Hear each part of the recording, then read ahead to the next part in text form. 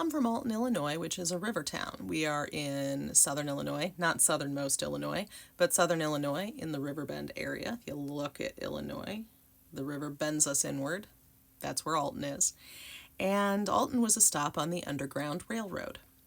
There are still old houses in Alton that have hidden quarters. There are still places where you can see how slaves were hidden and moved about in order to keep their presence secret.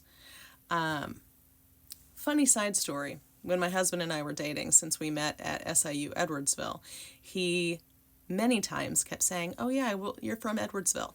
And I would correct him and say Alton every time. And one time he was just like it matters. They're basically the same. And then dude listened to a 10-minute lecture, rapid fire, shouted at him of Alton's history and how we're not the same as Edwardsville. Edwardsville did not have a Lincoln-Douglas debate.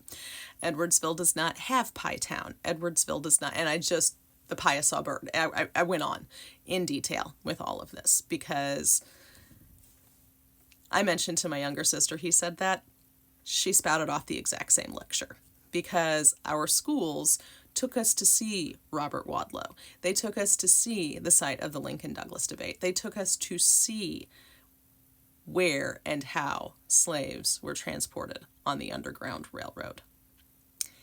And the reason I bring this up is, for me, people talking about the law as if it is something that should never, ever, ever be broken is fucking foreign. Because everybody who was part of the Underground Railroad was breaking the law.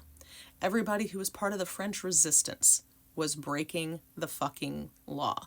The people who hid Anne Frank were breaking the law. I could go on and on into fucking infinity.